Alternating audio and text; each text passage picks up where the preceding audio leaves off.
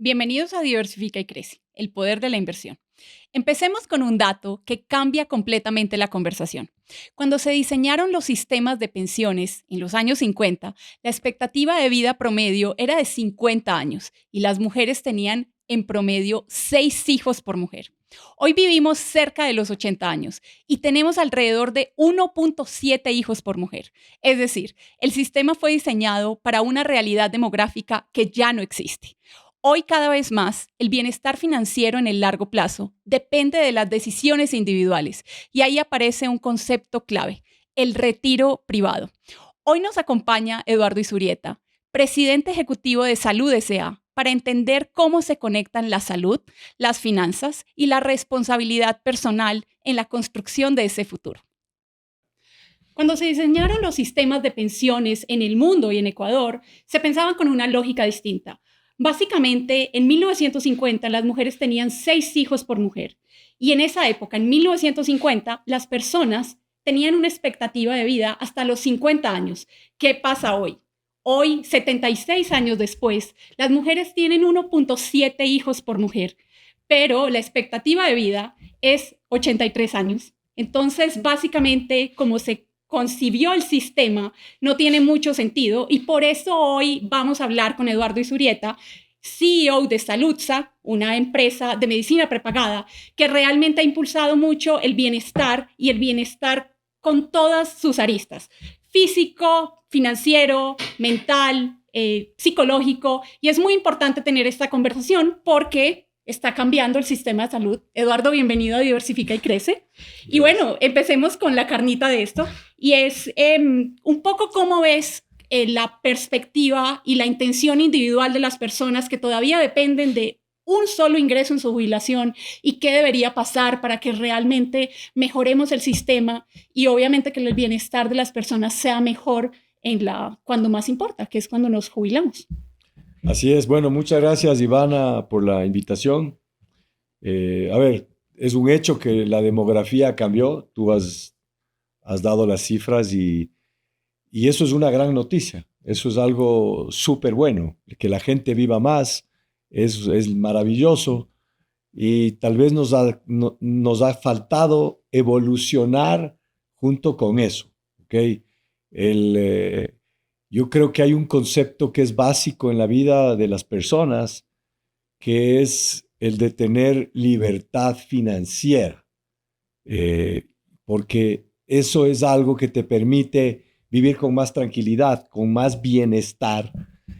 Y hay una estrategia para lograr esa libertad financiera, que la puede lograr cualquier tipo de persona y con cualquier tipo de ingreso. Esa es la maravilla del largo plazo y del compounding. Y esa maravilla, sobre todo a los más jóvenes, tienen la oportunidad de hacerlo realidad. Entonces creo que vivimos en un mundo que te ofrece oportunidades y la decisión está en cada uno cómo las quiere aprovechar. Y qué bueno que hablas justamente de esas oportunidades, porque hay un tema de bienestar integral que normalmente no estamos viendo, pero más que nunca tenemos acceso a muchísima información.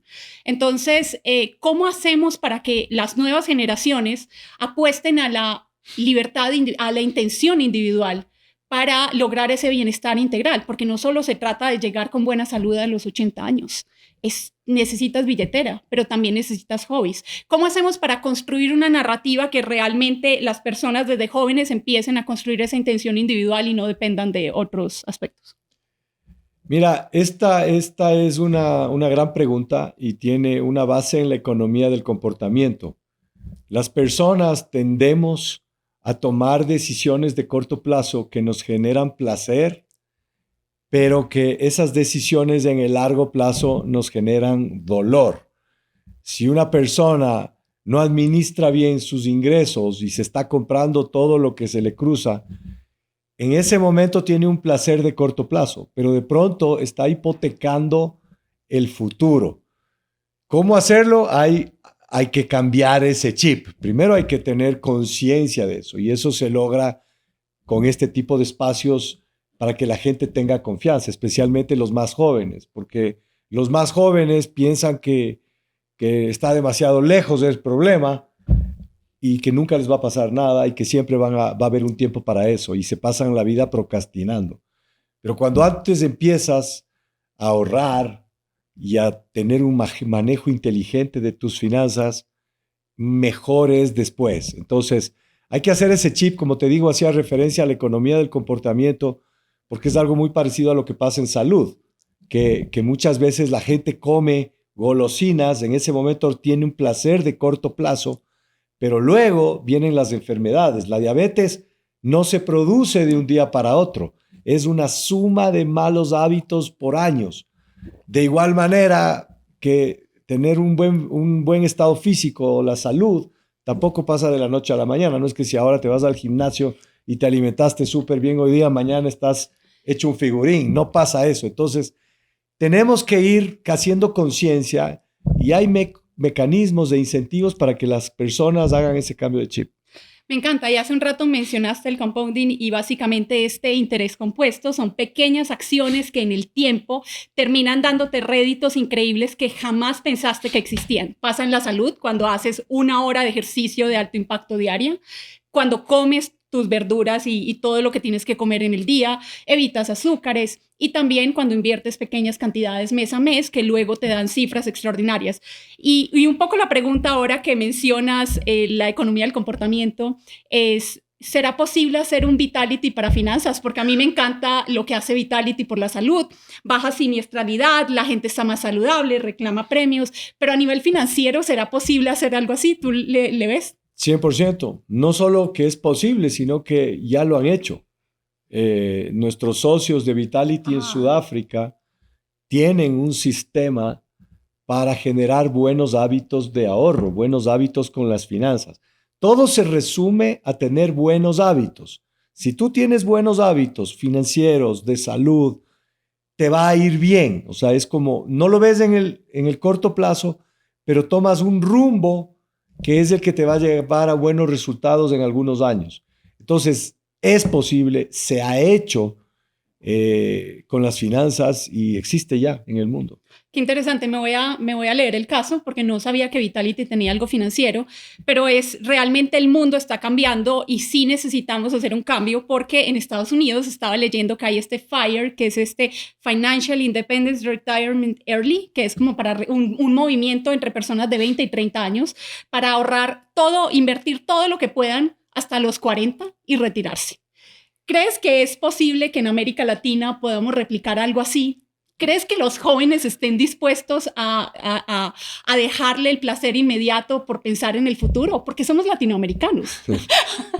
A ver, yo creo que no sé la respuesta con exactitud. Yo tengo un conflicto personal respecto a la jubilación temprana, porque a mí me encanta trabajar. Entonces, yo no puedo entender, o sea, pero les respeto y acepto que haya gente que quiere retirarse a los 40.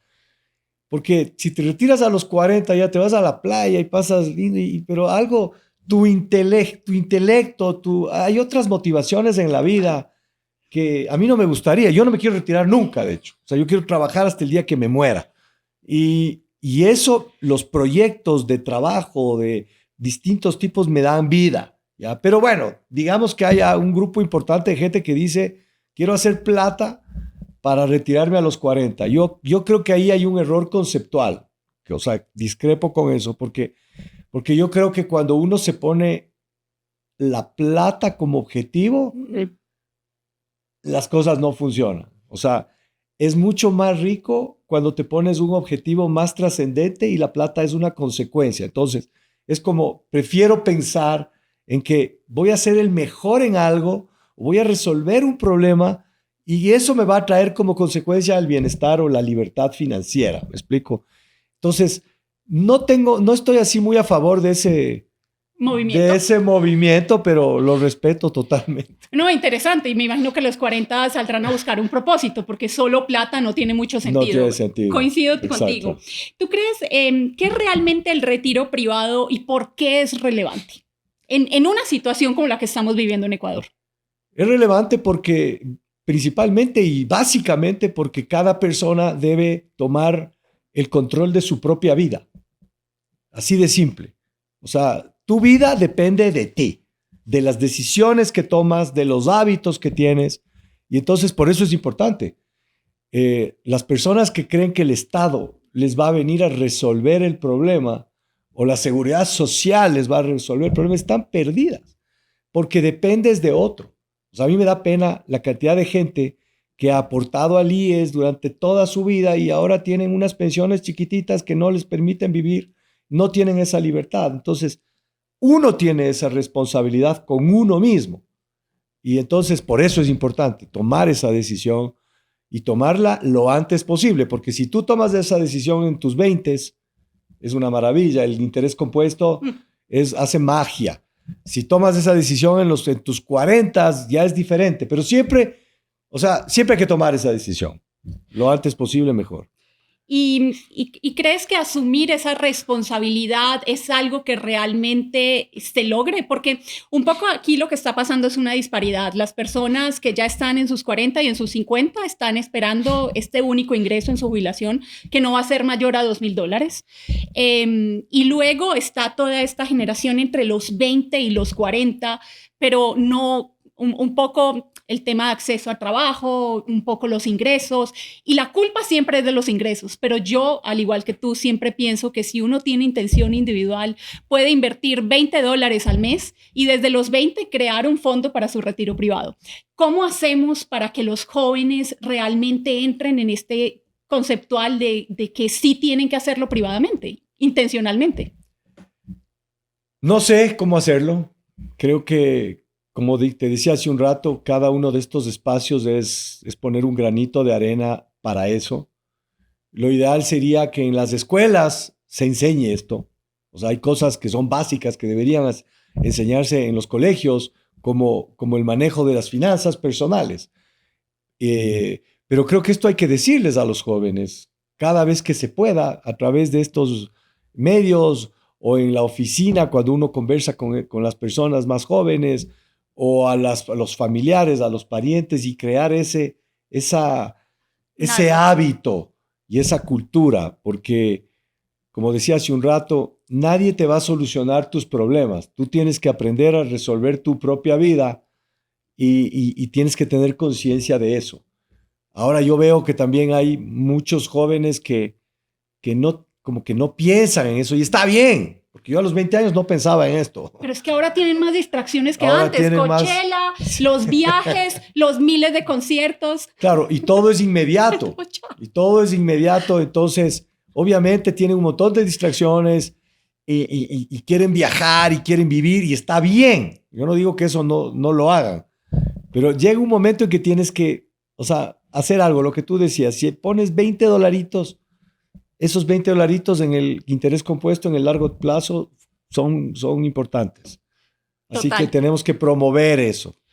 Me parece implementar sistemas como Vitality, porque ahí hay un incentivo adicional. O sea, si tú le incentivas a la gente a que cambie el hábito, esa es una estrategia concreta que deberían que al final es una aplicación diciéndote. Me imagino que se conecta a tu cuenta bancaria y te dirá, no gastes tanto. Sí, es bien completa. Yo la vi hace algunos años en Sudáfrica y te da incentivos cuando tomas buenas decisiones financieras. ¿Y las empresas qué responsabilidad tienen? Porque un poco desde Fideval sí llevamos mucho este mensaje para apoyar a las empresas del retiro privado, de las metas financieras, y funciona bastante bien, pero ¿tú crees que realmente las empresas tienen alguna responsabilidad con sus colaboradores o es el colaborador pura intención individual? La principal responsabilidad de las empresas es ofrecer productos y servicios de calidad a los clientes en el menor precio posible, y el foco está en eso, en cumplir su propósito empresarial. Cosas así les distraerían demasiado. Habrá alguna que lo quiera hacer. Obviamente Fideval, porque es su propósito empresarial, digamos. Pero creo que es una decisión personal. En el mundo pasa una cosa bien curiosa. Los sistemas de jubilación normalmente son públicos en muchos países. Sí, pero hay muchos que son públicos y son obligatorios. Entonces, eso hace que las personas tengan una idea distorsionada de la importancia de esto, porque es como, ya me quitan, entre comillas, de mi salario un valor obligatorio para una jubilación que no llega. Por eso yo defiendo, aunque no sea muy políticamente correcto, pero es que las personas debería ser el IES una opción, pero no debería ser obligatorio poner tu jubilación en el IES. Para que la persona, te pueden obligar a que el 10% de tu sueldo vaya a un sistema de ahorro privado, pero que la persona decida dónde. Así como decides dónde tienes tu plata y en qué banco y en qué... Tú, porque es tu plata. Como en O sea, Colombia. si una persona gana $1,000, okay, y le obligan a que 100 le dé al IES, que esos mismos 100 me obliguen, pero darle a quien yo quiera para que yo construya mi retiro. Eso no tenemos. Sí. Y eso es un problema que resolver, porque la gente tiene que pagarle al IES y luego seguir pagando el ahorro. Y eso es más complejo. Total.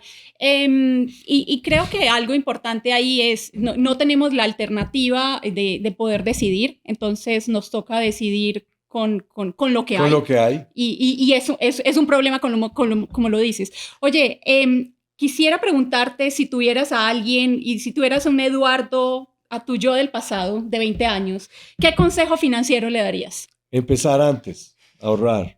O sea, yo empecé a tomar conciencia de esto cuando tenía unos 30 y pico de años.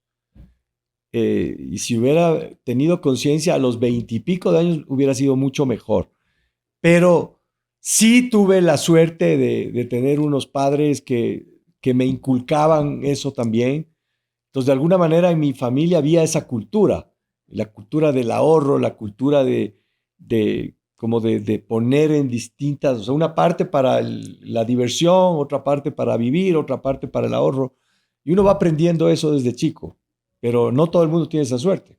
Y qué interesante, porque sabías que el 33% de los divorcios se dan por no compatibilidad financiera. Entonces, digamos, a ti te criaron con esta organización, pero digamos, terminas en una relación con alguien que le dijeron, gástate todo porque mañana no sabemos si hay plata. Y esas dos, hay un choque de fuerzas enorme que hace que las personas no puedan conciliar su relación con el dinero. ¿Tú crees que los sesgos de crianza son fáciles de romper? Este tema, ¿cómo te educan con respecto al dinero? Que tiene que ver mucho con la economía y el comportamiento. Sí, o sea, yo creo que si ese sesgo es muy fuerte, esa pareja no va a funcionar, porque tú tienes que coincidir en algunas cosas básicas con la persona que quieres pasar tu vida. Entonces, si hay el uno es un extremo ahorrador y la otra persona es un extremo gastador, se van a matar. O sea, no hay manera. Hay un problema. Entonces, a veces la gente no quiere cambiar, entonces ahí va a haber un problema, pero deben darse cuenta antes de tomar la decisión. Siempre hablen con sus parejas antes de casarse sobre finanzas, señores, es súper importante. Eduardo, antes de terminar, tienes un termo de Investo, es del app de Fideval, y te regalamos el termo y espero que tengas Investo para que gestiones tus inversiones. Todo puedes hacer en Investo de Fideval. Muchas gracias, Ivana. Y bueno, ahora terminando el espacio y un poco hablamos de cambios demográficos, de comportamiento, de incentivos. Si tuvieras que resumir en una frase esto que conversamos hoy y cuál sería el mejor consejo que puedes darle a la audiencia, ¿cómo nos preparamos para el futuro? Ahora, la vida te ofrece muchísimas buenas oportunidades de inversión, cosa que tampoco había hace 30 años. Es cierto. Entonces, yo lo que creo es que, o sea, la frase diría que tengan curiosidad por aprender y por decidir su futuro. O sea, para mí siempre todo termina en una decisión. Uno decide la vida que quiere tener. Así de simple. Y no hay que asumir la responsabilidad de la vida que tienes, porque la vida que tienes, en lo bueno, es de las buenas decisiones que tomaste y en lo malo de las que te equivocaste. Todos tenemos de las dos. Pero lo más importante es tomar conciencia de que tu vida depende de ti, de las decisiones que tomes, de nadie más. Y en el tema financiero es vital. Y en tema de salud también. Y el también. tema de salud también. Son dos temas supremamente importantes que uno tiene que decidir qué vida quiere tener en cualquiera de las dos. Y están conectadas, porque si una persona no tiene esa tranquilidad financiera y vive con el estrés el cortisol en el cielo porque ya no tiene para pagar nada. Llega un momento en que o arreglas o te vas a terminar enfermando. Entonces, eso. Me encanta. Gracias, Eduardo. Muchísimas gracias por estar en este espacio de Diversifica y Crece. Gracias por invitarme, Ivana. Este fue un episodio más de Diversifica y Crece, el poder de la inversión. Nos escuchamos en el próximo capítulo.